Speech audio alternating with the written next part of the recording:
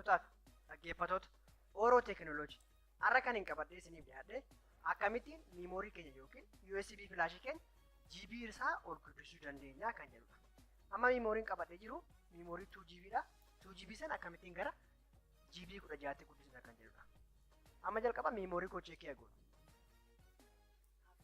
Miimooriin koo 2GB dha. 2GB kana akkamittiin gara 16tti guddisaa kan jedhu. Steepii sana hordofaa. Jalqaba SD data tool kan jedhu internetii irraa buufannaa. Description jala isiniif nan kaa'a yoo danda'ame. Asirratti SD data tooliin kuni zippiidhaan dhufa. Immoo maal goona extract goonee iyyuu isa extract godhame sana bananna. Erga bannee booddee s data tool.exe kan jedhu kan run as administrator goona.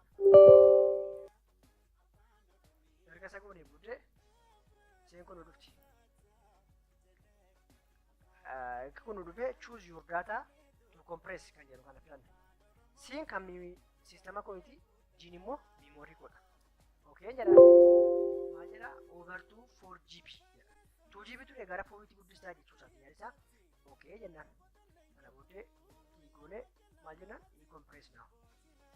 Compress gochaa beekaa xiqqoo fudhachuu danda'a. Amma gara 4tti guddisaa jira jechuudha. Kana gaafa erga fidnee booddee addaaniin kun ammas as successfully jedha. Deemnee dhanne memory koo ilaalu.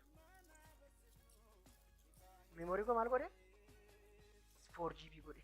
4GB ta'e kana maal godha? Gara 4GB 8GB tti guddisu. Isa gochuudhaaf maal goona? Refresh goone G keenya filanna ammas. Over 8GB dha. Amma immoo 4 godheera waan ta'eef gara 8tti guddistaa'ee jedha. Okay jennaan. 8 tuqnee decompress naannaa. Kunis daqiiqaa tokko fudhachuu danda'a. Obsaan eegganna. Akkasittiin memory keenya kan guddifannu has been compressed with successfully. Ammas deemnee cheekee goonu memory keenya meeqa kana.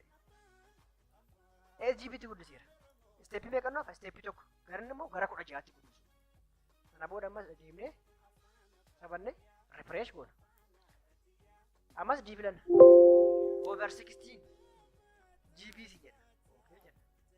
Isas 2GB maal gochaa jirra? Gara GB 16tti guddisnaa jechuudha. Akka kanatti yeroo baay'ee warri suuqii keessatti nama gowwoomsu barreeffamni isaa irra jiru taanaan 13GB isin jedhu yookiin 8GB isin jedhu foormaatii gootanii kaasanii bituu qabdu haala kanaan isin gurguruu waan danda'aniif.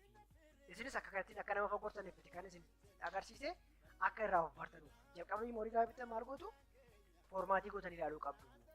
Amma dhadhee ilaalu memory koo. Memory koo meeqa galee GB 16tti guddateera. Haala kanaan memory keenya guddisuu dandeenya. Yoo jaallattan subscribe, like, share waliif godhaa. Galatooma.